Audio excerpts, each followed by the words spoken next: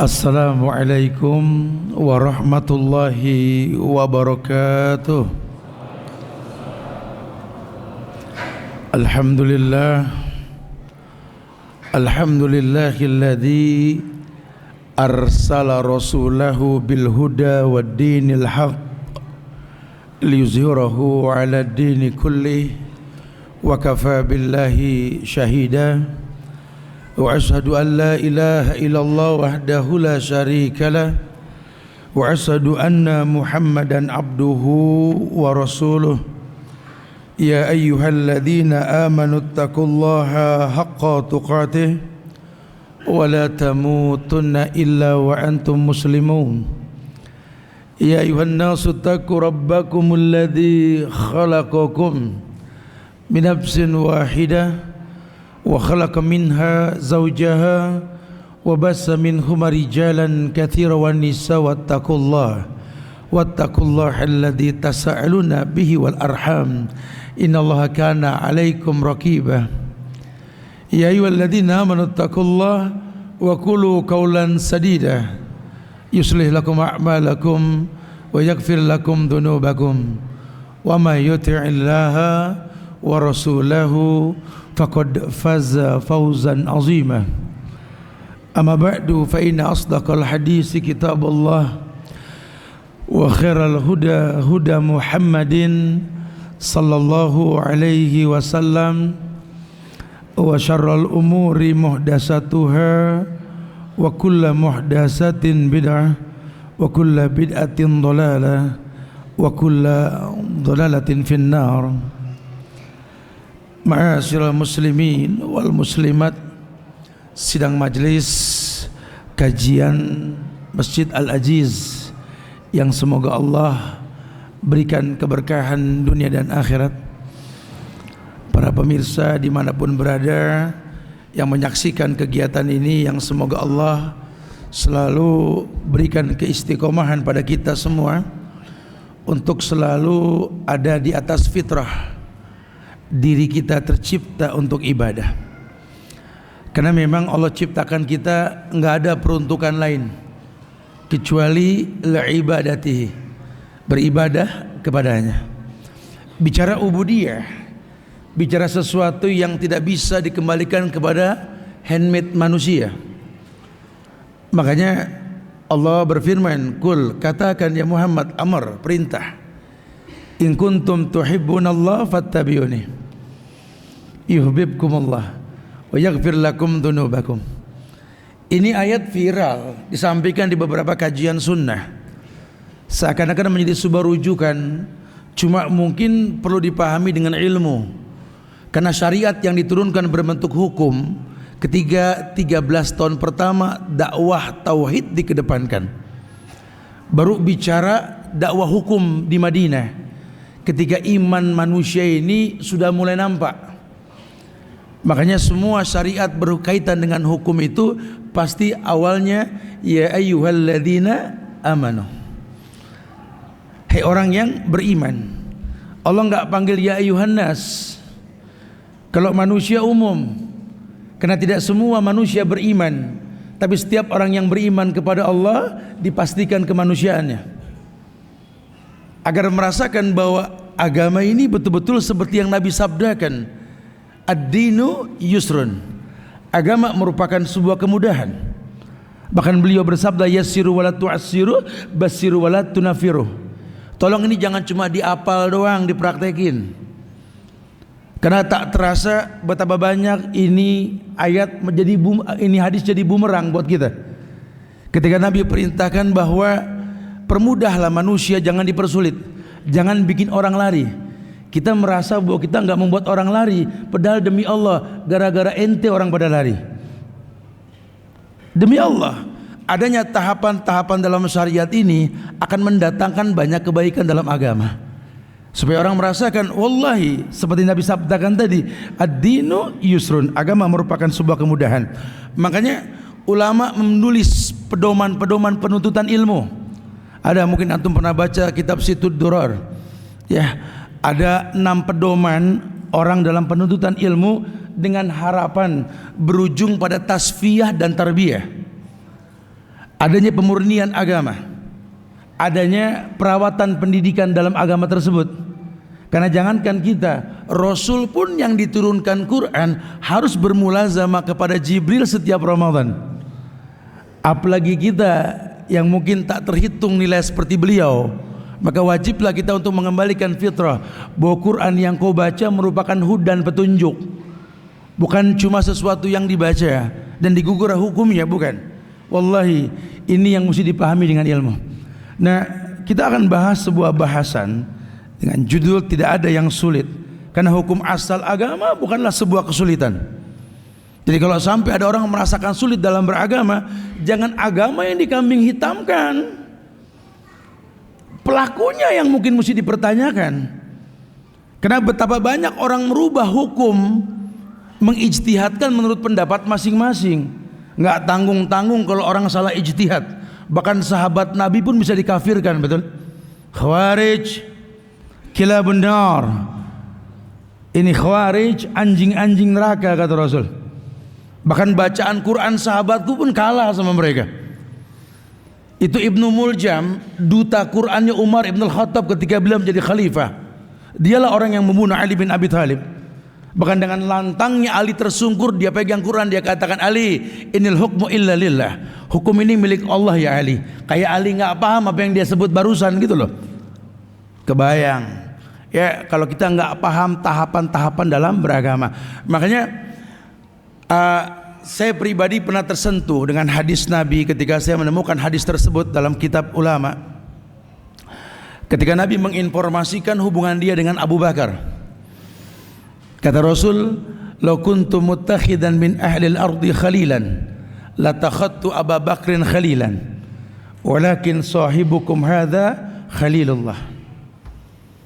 Ini kalau ingat nemuin ini hadis gemeter, ya Allah, astagfirullah, astagfirullahaladzim. Nabi mengatakan, "Lau kuntu muttakhidan min ahli al-ardi khalilan." Kalau boleh, kata Rasul, aku memilih kekasih di atas muka bumi di kehidupan ini, la takhadtu Abu Bakrin khalilan. Kan ku pilih ini Abu Bakar kekasihku ini. Padahal ada Aisyah anak Abu Bakar cantik sekali. Ada Sofia binti Huyai, ada Maryam Kipti, ada Ummu Salamah yang pandai mengelung rambut, dan banyak istri-istri Nabi yang enggak kalah cantik. Masya Allah. Tapi andai aku bisa memilih Abu Bakar yang ku pilih. Walakin sahibukum hadza khalilullah. Kata Rasul, tetapi sahabat kalian ini kekasih Allah. Antum mafhum gak nih hadis? Beliau menginformasikan kepada dunia, mencopot gelar kerasulannya di hadapan para sahabat dengan mengatakan, walakin sahibukum hadza khalilullah. Beliau bisa mengatakan, walakin rasulukum nabiyukum, bisa. Cuma beliau ajarkan teknik dakwah yang beliau ajarkan supaya manusia enggak merasakan sulit. Karena kalau teman yang ngomong kurang lebih, karena kalau teman yang diomongin ya kurang lebih. Bahkan beliau mengatakan, almar'u ala dini khalili. Agama yang pengen kau sampaikan, ingat, agama temanmu tuh agama kamu. Orang tergantung agama temannya. Sehingga sampai kapanpun ya, sekolah full day, berangkat pagi pulang sore, tidak akan pernah bisa mengalahkan pesantren boarding. Karena bertemannya murid dengan guru di kelas dan di luar kelas. Apalagi ustadz ya, yang belum selevel ulama. Bisa gak kita bergaul di masjid dan di luar masjid? Jangan cuma sebatas di masjid. Kalau cubang-tibang menyadur buku, membuka, menyampaikan, mendingan kasih buku atu-atu yang gak paham nanya, begitu loh. Supaya manusia merasakan nikmat. Wallahi, agama ini sebuah kemudahan. Nah, cara-cara mudah tersebut dalam Islam diajarkan. Ya, disinilah kita disuruh beragama seperti apa yang dikatakan, berdalilkan qala Allah wa qala Rasul wa qala sahabah. Al-Quran yang difirmankan oleh Allah, hadis yang disampaikan sama Rasul, dan lihatlah bagaimana sahabat mengamalkan hadis tersebut. Sehingga selevel Sa'ad bin Mu'az. Antum pernah dengar nama Sa'ad bin Mu'az? Sa'ad bin Mu'az ini petinggi kafir di Madinah, dulu Yasrib. Nabi belum sampai ke Madinah, lawang memang sedang menuju Madinah. Cuma Nabi sudah utus nama seorang pemuda yang bernama Mus'ab bin Umair, seorang sahabat yang tampan, kaya dan beraroma wangi. Sebagian mengatakan kelebihan Mus'ab ini, Mus'ab belum sampai 100 langkah orang sudah mencium. Atana Mus'ab. Mus'ab datang nih. Saking wanginya itu Mus'ab. Masya Allah. Ini Sa'ad bin Mu'az ngelihat kelemah lembutan Mus'ab. Ini belum lihat Rasul nih, baru utusannya saja nih. Mus'ab, apa kata Sa'ad bin Mu'az? Lam arahu ka'annahu min rijalil jannah. Allah, aneh sih belum pernah ngelihat anak muda kayak gini. Ini sih penghuni sorga bro, kalau bahasa kita kali sekarang gitu ya. Ini sih penghuni sorga. Dia belum ngomong aja enak dilihat, apalagi dia ngomong gitu kan. Lain sama sekarang, ya dia datang jangan ngomong deh gitu. Ya dia ngomong juga gitu loh. Loh kok bisa Ted? Iyalah, makanya mesti kita buka bukunya para sahabat, biografi mereka itu seperti apa. Dijelaskan di buku-buku ulama tentang kelemah lembutan mereka. Dalam tafsir Quran ayat yang mengatakan kuntum khaira ummatin ukhrijat linnas. Ini jangan diterjemahkan khuruj ya, gitu loh. Kuntum khaira ummatin ukhrijat linnas ini kalian sebaik-baik umat yang ukhrijat linnas, ditampakkan beda di hadapan manusia. Kenapa beda? Karena kalian mendatangkan kemudahan. Agama ini mudah. Ngelihat kalian, dulu agama itu sulit. Penghinaan agama-agama jahiliyah kepada orang-orang apa yang betul-betul beragama. Wow. Pelecehan perempuan, pembagian waris yang tidak baik, mereka merasakan sulit dalam beragama. Datang Islam, mereka merasakan kemudahan. Ada sahabat yang namanya Ibnul Yaman, Huzaifah Ibnul Yaman. Dalam sebuah riwayat, Huzaifah Ibnul Yaman ini pernah mengatakan, pernah berdialog sama Rasul. Ya Rasulullah, inna kunna fi jahiliyah wa fi syarrin wa ja'ana Allah bihadzal khair.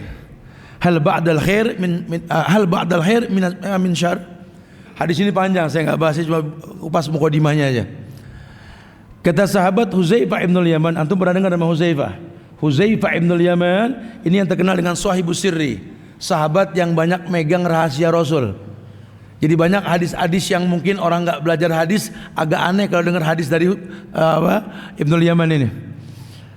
Dia pernah mengatakan ke Rasul, ya Rasulullah, inna kunna fi jahiliyah wa fi syarrin. Ya Rasulullah, kami ini pernah tinggal di zaman jahiliyah wa fi syarrin, dan kami dalam kesulitan, dalam keburukan. Padahal kalau orang tahu tentang kondisi zaman jahiliyah, hayalan anak sekarang pengen kayak begitu. Di mana zina itu halal, riba itu halal, tidak ada aturan main, hukum rimba yang diterapkan. Siapa yang kuat dia yang menang. Wow. Anak sekarang bangga dengan hukum seperti itu karena berat menegakkan syariat. Tapi kata sahabat Huzaifah, la inna kunna fi jahiliyah wa fi syarrin, kami pernah tinggal di zaman jahiliyah dan kami merasakan keburukan.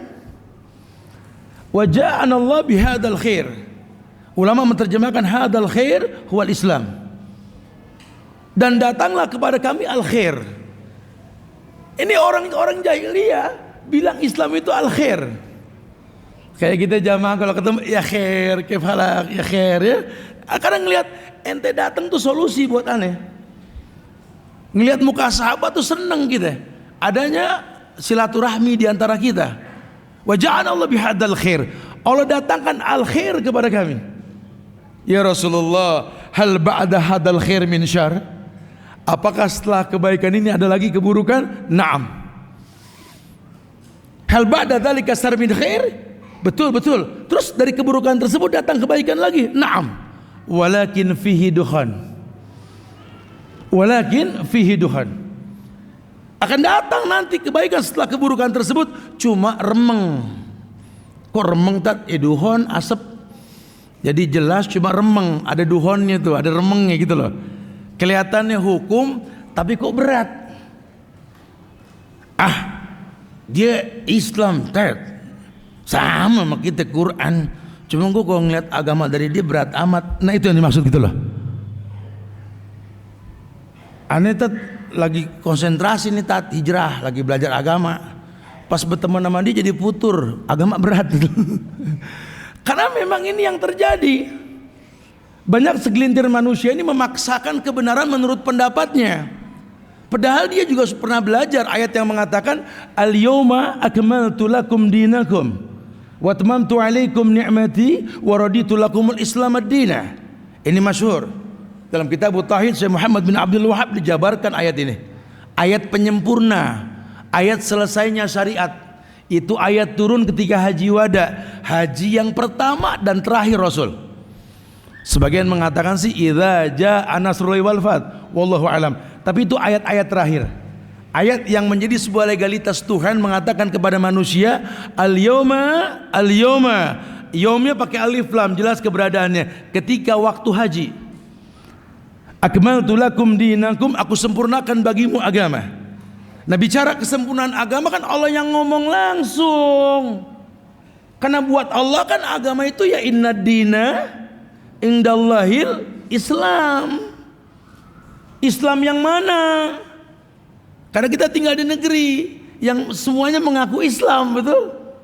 Ini kan membuat kita bingung, tat. Semua bawa Quran, bawa hadis. Enggak usah bingung. Dari zaman Muawiyah sama Ali juga pada bawa Quran. Ibnu Muljam juga bawa Quran. Itu perangnya Umayyah dengan Abbasiyah pun bawa Quran. Coba yang ulama permasalahkan, Quran menurut siapa? Kalau Quran menurut antum, capek deh, betul? Tapi kalau Quran menurut Rasul, hadza huwa din. Dan kita maklum, kita tahu yang memiliki sorga itu Allah. Sehingga Allah lah yang berhak menentukan siapa yang masuk sorga. Saya sering sampaikan dengan bahasa yang gampang. Ada yang Allah izinkan masuk sorga, Allah jadikan dia nabi, dia rasul. Udah nggak usah ngayal, kita nggak dapat kuota udah. Ada harim yang dijadikan bini rasul, sahabiat rasul. Udah Antuna juga nggak bagian kuota sudah. Ada yang dijadikan tabiin, tabiut tabiin. Ada yang dijadikan ulama, warasatul anbiya. Dan kita kayaknya nggak kebagian tuh semua. Terus jangan lupa ini sorga milik Allah. Tidak sedikit orang yang datang minta ampun dengan segudang dosanya, Allah ampunkan, sorga miliknya. Sampai Allah mengatakan, ya ibadi, la ataitani bi qurabil ardi khataya, thumma laqitani la tusriku bi syai'an, la ataituka maghfiratan mislaha. Ya ibadi, law dhunubuka ananas sama, atani la tusriku bi syai'an, la ataituka maghfiratan mislaha. Allahu akbar. Lihat bahasa lembutnya Tuhan. Allah berfirman, ya ibadi, wahai hambaku, kata Allah, law ataitani bi qurabil ardi khataya, kalau kau datang kepadaku membawa dosa seluas langit dan bumi. Ini dosa bukan kaleng-kaleng, bro. Seluas langit dan bumi. Tiba baru nyelading orang doang sama bikin pegel mata orang, betul? Ini dosanya seluas langit dan bumi.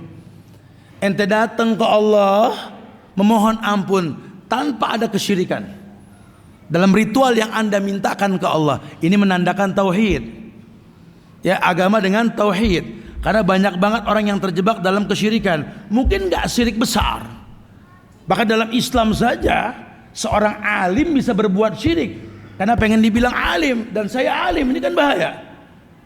Bahkan seorang dermawan, seorang yang sedekah pun pengen dibilang dermawan, terjebak dalam kesyirikan ketika dia ujub, syirik kecil.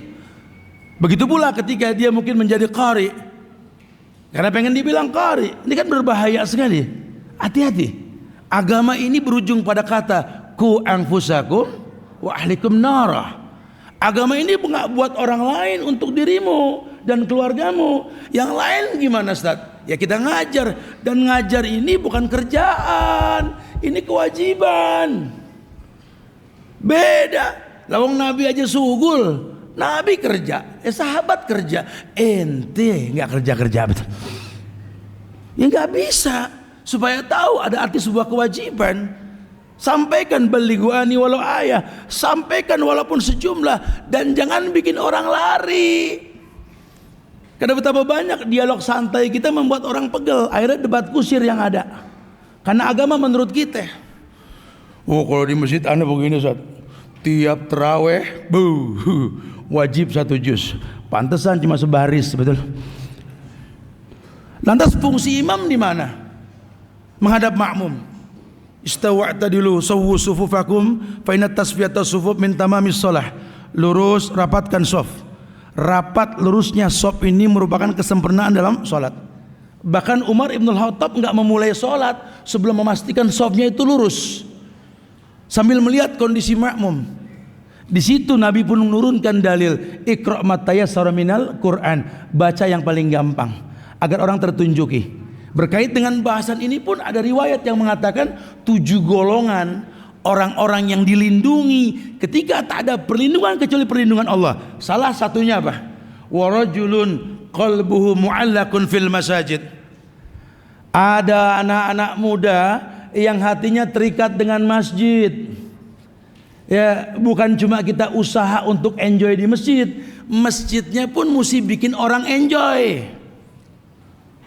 Akhirnya kan iklan diantara kita kan bikin kosong masjid. Ini Indonesia bre, ini Indonesia, ini Bandung. Demi Allah, kabar tentang kondisi masjid ini kan antar jamaah. Lu sholat di mana bro? Gue mau di sini di komplek. Oh, kalau gue mau nggak di luar komplek. Kenapa? Cepet. Masya Allah. Jadi yang diiklankan begitu tuh, ya kan? Dan nggak disalahkan loh, mereka orang awam. Enggak, zaman Rasul udah begini. Bre, zaman Rasul di belakang Nabi ada Mu'az, di belakang Nabi ada Abu Bakar, Umar, Utsman, Ali, di belakang ente ada Agoni, si Asep, si Dudung, Marpawi, betul? Subhanallah. Ini mafhum ya. Lianna dina yusrun, karena agama merupakan sebuah kemudahan dan itu sering terjadi. Sehingga beragamlah kita melihat banyak ikhwan yang hijrah merasa senior hijrah karena duluan hijrah. Kalau kajian begitu, antum baru tobat ya depan gitu. Kalau kita yang udah agak lama bisa di belakang lah ya gitu. Subhanallah. Menjadi ikhwan kibar, bukan ustadz kibar. Itu kan bahaya sekali ya. Ini yang sering terjadi. Ini Ustadz Subhan ini grassroots loh, keliling kemana-mana dan pegel ngelihat kayak begituan gitu loh. Kenapa sih kita nggak mengembalikan dalil yang Nabi sampaikan? Karena kan pemilik dalil kan Rasul. In kuntum tuhibbunallah fattabi'uni, kan gitu bahasanya. Nggak boleh ikutin yang ikutin beliau dong. Dan kita tanpa khilaf loh mengatakan apa? Walaqad kana lakum fi rasulillahi uswatun hasanah. Telah ada suri teladan yang terbaik pada diri Rasulullah sallallahu alaihi wasallam. Ya. Dan lihat bagaimana Khulafaur Rasyidin mendakwakan kemuliaan sampai kepada manusia, mereka merasakan kemudahan. Sampai tadi Hudzaifah mengatakan hal ba'da dzalikal khair min syarr. Setelah kami merasakan kebaikan Islam, apakah ada keburukan? Naam. Wafatnya Rasul, Abu Bakar jadi khalifah, mulai banyak pemberontakan, betul? Adanya Musailamah Al-Kadzab dan lainnya. Abu Bakar meninggal, Umar naik, lebih dahsyat lagi nih. Fitnah Syiah sudah mulai terhembus di situ. Ya, apalagi di zaman Utsman dan Ali nanti lebih menyolok lagi. Sehingga Umar memerintahkan orang untuk bawa Islam sampai ke Cordova, sampai ke Eropa, sampai ke daratan Cina. Ini belakangan Syiah pengen masuk di sini. Ya nggak bisa. Ente benci sama Umar.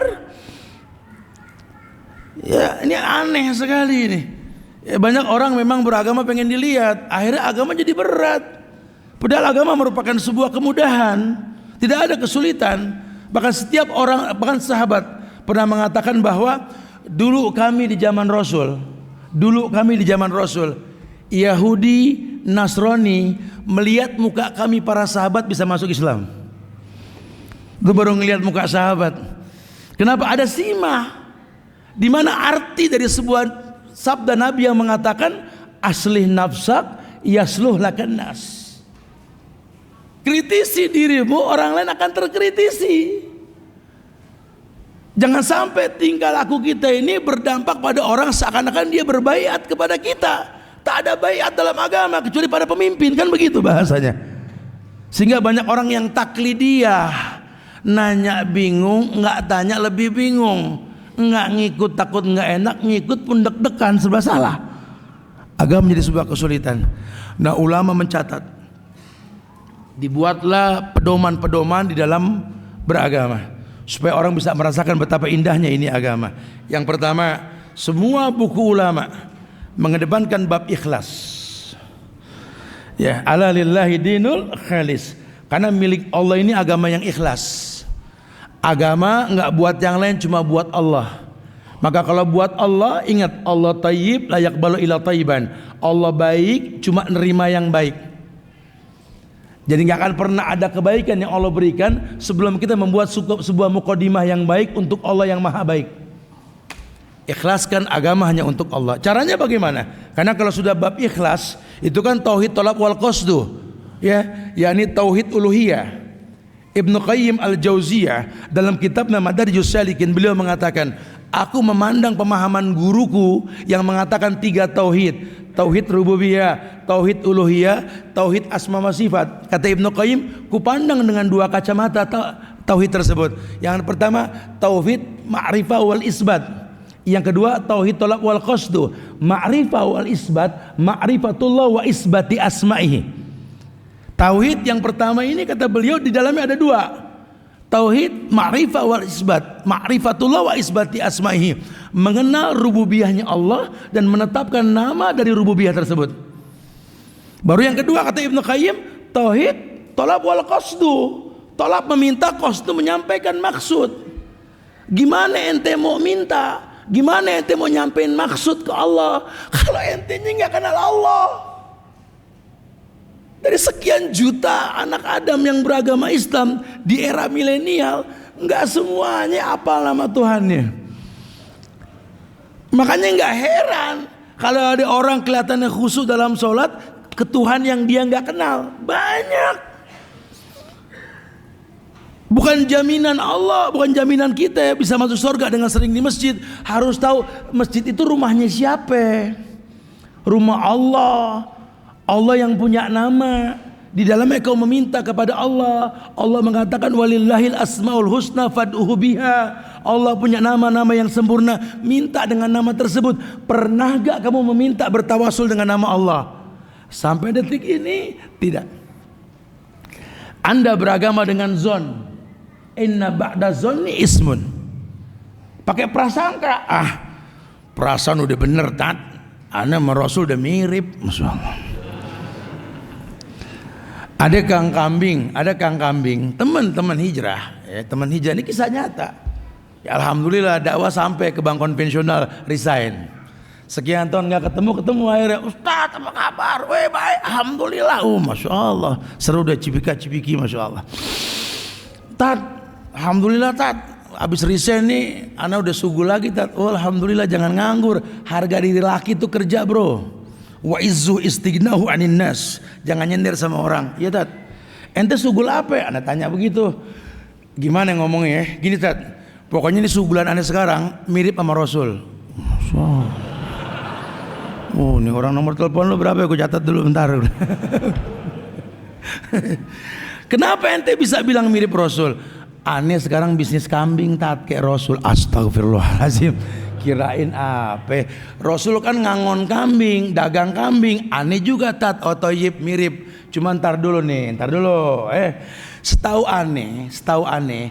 Zaman Rasul kambing diangon, digiring ke hima, yar'ahaulal hima, digiring ke padang savana, padang rumput, batas negeri. Sehingga kalau kambing makan rumput lewatin batas negara, nggak salah, kambing emang diangon. Kambing kalau diangon makan rumput di tetangga, nggak salah, kambing.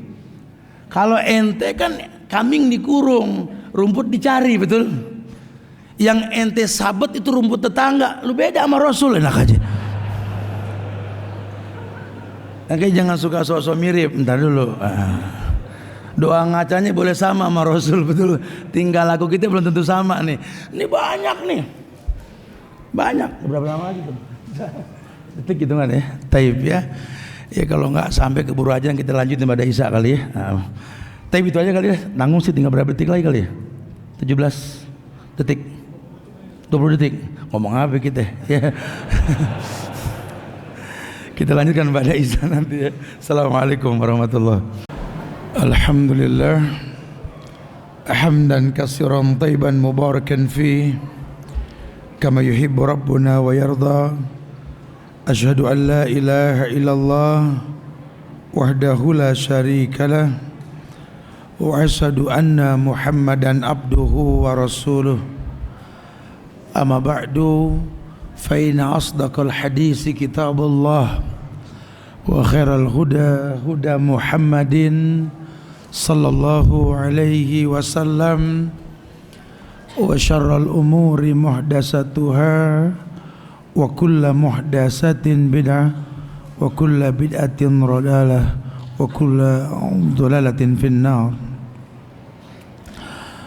Ma'asyiral muslimin wal muslimat, sidang majelis jamaah Masjid Al-Aziz Bandung yang semoga Allah berikan keberkahan dunia dan akhirat. Alhamdulillah, kita bersyukur pada Allah di penghujung bulan Syawal ini kembali Allah berikan banyak kemudahan buat kita semua untuk selalu bersilaturahmi, saling mendoakan di antara kita. Taqabbalallahu minna wa minkum insyaallah shalihul a'mal.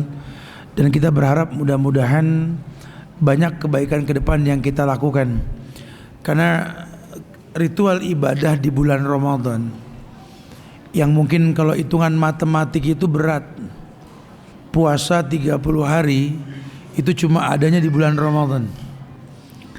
Di luar Ramadan gak ada lagi puasa lebih dari 30 hari, kecuali puasa kafarat 2 bulan berturut-turut.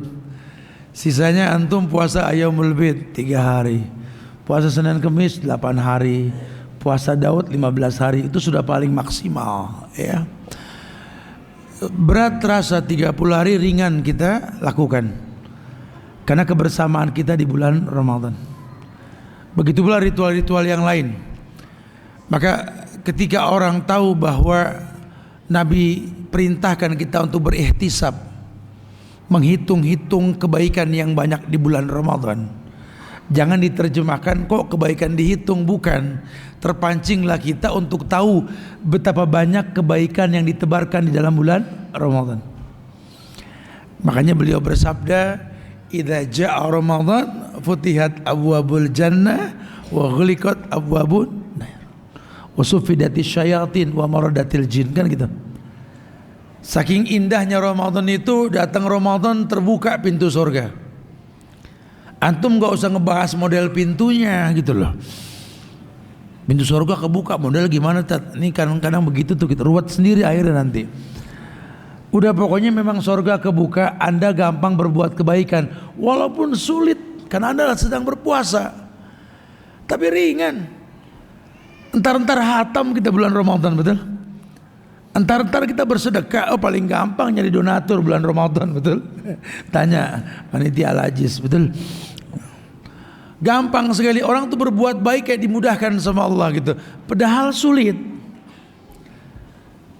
Maka jadi ukuran kata ulama, kalau orang di bulan Ramadan senang baca Quran karena ihtisab, tahu betapa besarnya pahala baca Quran per huruf itu 10. Sementara kalau bulan lain kan kita juga ngaji, cuma pahala per huruf 10 cuma Ramadan, nggak ada di bulan lain. Antum jangan kejar di bulan lain, nggak bakal ketemu. Kembalikan kepada hukum asal. Itu Quran bukan dinilai pahala bacanya saja, tapi hudan linnas wa bainati minal huda wal furqan. Harusnya Quran itu menunjuki, karena memang dia petunjuk. Makanya asbabun nuzulnya nggak sama dengan susunan Quran kan. Susunan Quran kan Al-Fatihah, Al-Baqarah, Al-Imran, An-Nisa terus sampai An-Nas, betul? Turunnya apa? Iqra dulu. Surat Al-Mudassir sampai ayat terakhir tadi, al-yawma akmaltu lakum dinakum wa atmamtu alaikum ni'mati wa raditu lakum Islam madina. Tujuannya apa? Supaya Quran seperti fungsinya petunjuk buat manusia. Sekarang saatnya kita merasakan betapa mudah dengan Quran tersebut. Tugas kita mengatur waktu. Kenapa kemarin sempit waktu karena puasa bisa rutin hatam? Kok sekarang kita udah nggak puasa malah nggak hatam-hatam? Yang ajibnya apa? Lupa naruh Quran. Lu nggak ngaji bro? Gue lupa di mana tuh Quran katanya. Agama jadi berat. Ya kok bisa? Wallahu a'lam. Bersedekah begitu. Orang bersedekah bulan Ramadan, Masya Allah. Tapi kalau sampai Ramadan aja nggak bersedekah, yang ada data orang yang bersedekah yang dicatat sama dia. Nah, ini biasanya yang begini nih di luar Ramadan udah dah medit, koret, kutet, purik yang kayak begini deh. Ramadan aja nggak sedekah, ya sedekah dia sekali-kalinya setahun tuh zakat fitrah. Kan kelewatan. Nih yang begini di luar Ramadan berat nih. Lawang ada pahala yang berlipat ganda. Saya sih pengen nyimpulinnya begini. Betapa banyak kemudahan-kemudahan yang Allah berikan pada hakikatnya merupakan sebuah kesulitan. Karena keterbatasan waktu di bulan Ramadan. Tapi kok ringan Ustaz? Ya karena memang bersama kita. Makanya Nabi mengatakan alaikum bil jamaah. Ayo berjamaah. Supaya enggak berat. Tapi jamaah yang bagaimana Ustaz? Ya tentunya jamaah yang berlandaskan dengan apa yang Allah firmankan, Nabi sabdakan, sahabat melakukan. Jangan eman untuk mencontoh. Ya, gemar membaca dikedepankan gitu loh. Penuhin, mudah-mudahan ada perpustakaan lengkap di masjid sini gitu loh. Supaya teman-teman gemar membaca. Ya, jangan merujukkan agama kepada sosial media. Bukan nggak boleh kita bersosial media ya. Karena ada sebagian yang memanfaatkan sosial media buat beragama. Kayak sekarang nih kita live. Mungkin yang hadir sekarang ya ada kali 500 orang mungkin kali ya. Allah mungkin lebih. Tapi ini yang nonton sampai 3.000 lebih nih gitu loh. Ini menandakan apa? Manfaat sosial media. Tapi nggak bisa kita beragama dengan sosmed. Ya agama dengan Quran dan Sunnah. Sarannya siapa? Kitabnya para ulama. Ini mesti dirujuk. Nah itu adanya di perpus, library, buka yang banyak, pancing orang untuk merasakan kenikmatan, bikin mereka menjadi warrajulun qalbu mu'allakun fil masajid, menjadi orang-orang yang hatinya terikat dengan masjid, tapi punya alasan. Aneh juga Tat, alhamdulillah Tat, udah 2 tahun nih hatinya terikat dengan masjid Tat. Masya Allah, gimana bisa terikat? Aneh marbot, mungkin apa? Pikir apa lo marbot lo digaji lain lagi. Tapi memang terikat karena merasakan manfaat masjid. Kan Allah sudah katakan la masjidun usissa ala taqwa min awwal yaumi. Karena memang masjid didirikan landasannya takwa. Nih kalau bicara takwa, seluruh ritual ibadah itu ujungnya la'allakum tattaqun. Aneh sampai nih di beberapa masjid dari kemarin nih.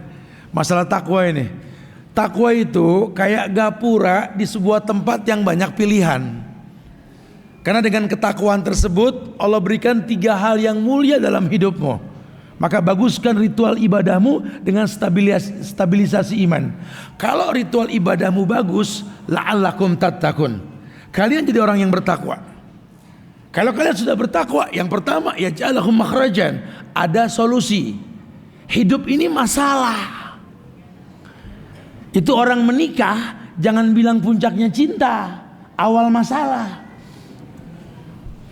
Kan kadang-kadang kan ikhwan sama akhwat suka begitu tuh. Habis nazar kemudian khitbah, terjadi pernikahan. Ini memandang pasangan tuh senyum-senyum sambil berkata yang akhirnya puncaknya cinta gitu. Puncak cinta, awal ujian enak aja. Ente belum serumah, indah semua, pas rumah coba, ya Allah, ya Allah. Ya, tapi nggak ada masalah. Memang itu ujian. Rumah tangga kayak bahtera nggak berjalan tanpa gelombang kan? Harus ada badai. Layar pun terkembang, harus berjalan dengan masalah. Nah makanya itu masalah. Kita bikin masjid di Al-Ajiz, masalah. Jangan ente bilang akhirnya masjid berdiri nih, tinggal surganya doang. Surga dari mana ente? Bisa main jambak-jambakan di dalam betul? Ini nggak main-main, ini ujian. Karena memang ini lambang kehidupan dan hidup ini memang perpindahan dari satu ujian ke ujian yang lain. Tapi kan kita orang Islam berhusnuzon. Kita punya Allah yang nggak mungkin menguji di luar batas kemampuan. La yukallifullahu nafsan illa wus'aha. Kalau ente merasakan berat dengan ujian, jangan salahkan Tuhan dan ayat yang difirmankan. Salahkan diri kita. Kenapa ini berat ujian? Kalau boleh jujur, kita tidak dekat dengan Allah. Akhirnya prasangka buruk. Kalau sudah prasangka buruk apa kata Allah? Wa dzalikum zannukumul ladzi zanantum bi rabbikum ardakum fa asbahtum minal khasirin. Tahu gak artinya? Wallahu alam. Gitu ya. Itulah prasangka buruk yang kau sangkakan ke Allah. Keburukan yang bakal kau rasa. Kenapa berburuk sangka sama Allah? Kalau semua telah ditakdirkan tinggal dijalanin. Yang belum ditentukan kan sama Allah neraka sorganya kita. Diterima enggak pahalanya kita, betul? Ini yang mesti dipersiapin. Kalau DLL sih udah dan lain-lain maksudnya gitu ya. Kalau yang lain-lain sih udah beres. Ayo coba mulai bermuhasabah diri. Astagfirullahaladzim tuh. Kita butuh mahrajan. Solusi bukan kepastian menyelesaikan masalah. Karena pada akhirnya kita butuh tangan Tuhan untuk menyelesaikan semuanya dalam bentuk rahmat. Yang kedua, kalau kalian sudah bertakwa, ya, dan kalian jadi orang yang bertakwa dengan ritual ibadah yang kalian lakukan, ya ja'alahu min amri yusran. Ini takwamu akan mempermudah masalahmu. Hidup ini masalah. Ya, masalah kita mirip. Tapi kok ente bisa biasa-biasa aja? Kita seumuran, kerjaan kita sama, masalah kita mirip, pegal sama bini sama anak, betul? Kok muka lu boros banget sih gitu loh. Umur belum 40 yang diomongin merek obat. Wah, masalah nih, betul. Kok ente enteng-enteng aja sih? Ini kan mesti dibahas nih. Kok bisa seperti itu? Ya karena yang satu dapat yusron, kemudahan dari Allah. Ya dia berhusnuzon, ujian itu lambang kehidupan. Karena Nabi pernah bersabda, innallaha idza ahabba qauman ibtalahum. Allah kalau cinta dengan satu kaum, apalagi orang per orang, Allah uji. Tapi ujiannya tadi, Allah nggak memberatkan manusia dengan ujian. Karena nggak ada kezoliman dalam takdir. Manusia pasti mampu. Kalau anda tidak mampu, jangan salahkan Tuhan. Islah diri anda. Asli nafsak tadi. Ada koreksi diri. Coba jangan-jangan nih. Kok anda bisa berat saatnya? Ya karena memang bicara iman lagi. Anda baru diuji dengan sholat, diuji dengan puasa, dengan sedekah sudah berat. Akhirnya jadi orang yang paling senang kalau sholat udah beres. Paling senang kalau puasa udah beres. Padahal boleh-boleh saja. Cuma kalau sampai lebih senang beres ibadah ketimbang baru mulai, ini masalah nih. Akhirnya menjadi orang yang berat dalam beragama. Hati-hati ya. Agama ini berujung kepada qaribin hayyin sahlin. Penghuni sorga itu punya 3 karakter. Kalau anda betul dalam beragama, anda bakal punya karakter 3. Qaribin hayyin sahlin. Qarib gampang akrab, hayyin lembut, sahlin mudah. Ukur diri kita ini. Udah belum tempat-tempat pengajian yang kita datengin, guru yang kita panutin, Quran yang kita hatamin, hadis yang kita baca dan kita hafal, membuat kita jadi orang yang qarib, orang yang gampang akrab, hayyin lembut, sahlin mudah. Kalau belum, ayo revisi. Jangan-jangan ada yang nggak bener nih. Soalnya orang ngelihat agama berat dari ente, sementara agama itu yusrun kata Nabi. Hingga banyak orang mengatakan, aneh sih mendingan nggak tahu tat, jadi enteng, pas tahu jadi berat. Nah ini yang paling bahaya ini. Akhirnya orang ogah belajar agama. Ya, yang ketiga, takwa dari ibadah yang kau lakukan itu, ya ja'alakum furqanan. Allah berikan furqan, senjata, pusaka furqan. Ini momentumnya tepat. Antum tinggal di negeri yang beragam orang Islamnya. Antum butuh furqan. Ya kayak di hadis arba'in itu awal-awal hadis ya, Nabi mengatakan bahwa hadis Umar ya kalau nggak salah ya. Famanittaqa syubhat faqad istabra lidini wa irdih. Yang sudah belajar hadis ini sudah tahu nih harusnya ya. Nabi itu memberikan solusi menjauhkan syubhat. Padahal ulama sepakat syubhat itu halal. Menjauhkannya mulia. Ya. Tapi Nabi mengatakan famanittaqa syubhat, orang yang menjauhkan syubhat, faqad istabra alidini wa irdih. Dia telah menjaga agama dan kehormatannya. Agamanya apa? Islam. Kehormatannya ya keluarga, diri, anak, pekerjaan. Di zaman yang seperti ini, antum jangan dibikin bingung. Biasakan diri antum menjauhkan syubhat, mengedepankan yang halal, menjauhkan yang haram, biar nanti Tuhan yang turun langsung. Ada hadits qudsi mengatakan bahwa man adali waliyan faqad adzantu bil harbi. Orang yang menyakiti kekasihku, kata Allah, menabuh genderang perang terhadapku. Gak usah khawatir, Allah turun langsung. Ya, law kuntu ahbabtu, kalau aku sudah jatuh cinta sama hamba ini, kuntu sam'ahu alladhi yasma'u bih, wa basarahu alladhi yubsiru bih, wa yadahu allati yubtisu biha, wa rijlahu allati yamsi biha, wa idza sa'alani la'utiyannahu, wa idza ista'adani la'uidannahu. Lihat tuh, Allah langsung ngomong, Allah bakal jaga tempat-tempat yang dia nggak bisa ngindarin dosa. Ku jaga kuping yang dengannya dia mendengar, ku jaga mata yang dengannya dia melihat, ku jaga tangan yang dengannya dia menyentuh, ku jaga kaki yang dengannya dia melangkah. Wa idza sa'alani la'utiyannahu. Kalau dia minta kepadaku kan ku beri. Manusia butuh Allah.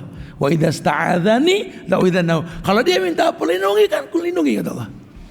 Dia minta perlindungan kan ku lindungi. Masya Allah. Sehingga orang-orang yang beriman itu betul-betul tenang jiwanya, karena dia kenal Allah. Nah, ketenangan itulah yang akan membias ke masyarakat, sehingga orang merasakan tenang. Orang-orang soleh ini merupakan kemudahan dari agama yang dia pahami. Akhirnya sampailah syariat kepada masyarakat, ad-dinu yusrun, agama ini merupakan sebuah kemudahan.